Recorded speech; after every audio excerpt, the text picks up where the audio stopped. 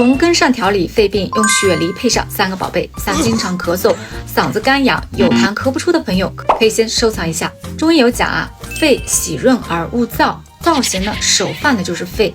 肺呢就像人体的一个加湿器，肺燥呢就容易出现干咳、喉咙干、鼻子干等问题。想要补充肺部流动的水分，不妨学会煮一碗黄金润肺水，取玉竹5克，百合和麦冬呢各3克，雪梨呢半克，煮水代茶饮，它们搭配在一起，可以滋阴润肺、宁心安神，适用于呢肺中燥热、咳嗽、口干、咽干等症状。